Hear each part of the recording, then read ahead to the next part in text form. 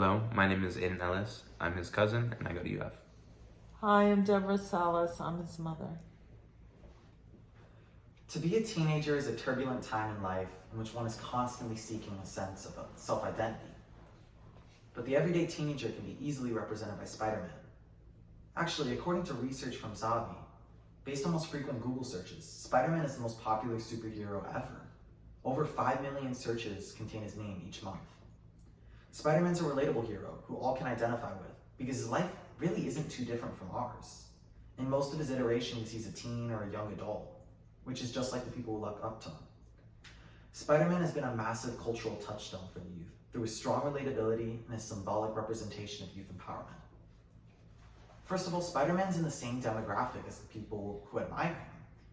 He's either a teen or some young adult who's just struggling to make it. He's usually poor, middle class, and he's always working some kind of odd job just to keep things going by or to support his aunt. And also, he's not famous like other superheroes like Iron Man, and he's not popular either. When he goes to school, he's usually like a dork who gets picked on by bigger kids than him. And since he has to hide his identity, he has no way of proving himself.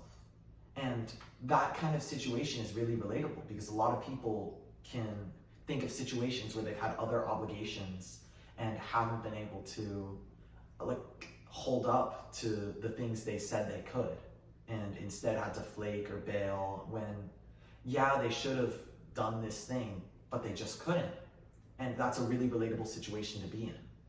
And also, a lot of people can relate to the idea of having a secret identity.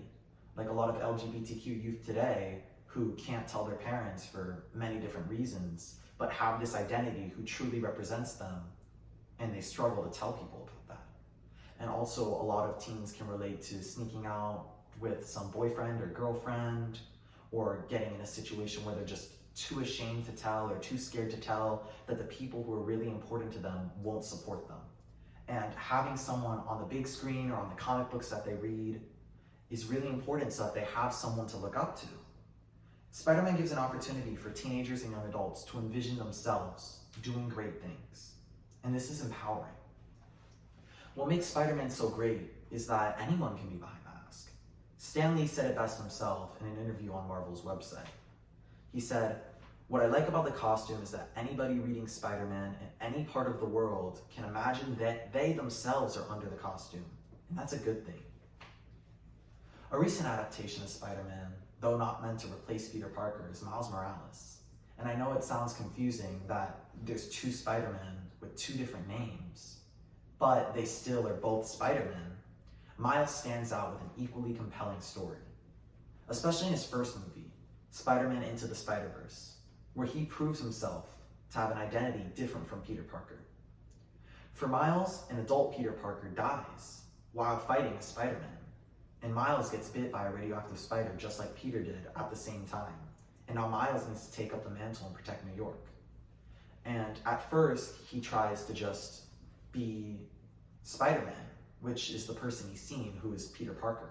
But he's not that. He can't be that. He's himself, and he needs to be himself, which he highlights at the end of the film with a red and black suit rather than Peter Parker's blue and red. While there's many different spider heroes, I choose to tell Miles' story specifically because he's a great showcase of the power teens have. An analysis of his character by Brian Zampella emphasizes that he's a regular kid from Brooklyn, half black, half Puerto Rican, and he's suddenly thrusted into a place of power where he has to make change. To people around his age, he's someone just like them, standing up for what they believe in and changing the world. He's an icon of youth empowerment. And any youth can believe in him. There's also Spider-Woman characters, even in that movie, so that boys and girls have someone to look up to who's just like them. Ultimately, Spider-Man has impacted the youth of today greatly because of the way he resonates with those who consume his stories. He stood the test of time and cultivated millions of followers, as shown by his movie sales, which have been conveniently collected by a website called Statista. He's young, and that makes it really easy for people to look up to him. Also, anyone can be Spider-Man or Spider-Woman. You can't see their skin under the suit because it covers their entire body. That makes every single person able to relate to the hero. And through the gripping stories defining one's self-identity in the different Spider-Man movies, Spider-Man has proven himself a symbol of empowerment. Spider-Man shows that we all have the power to make change, no matter where we come from or who we are. Thank you.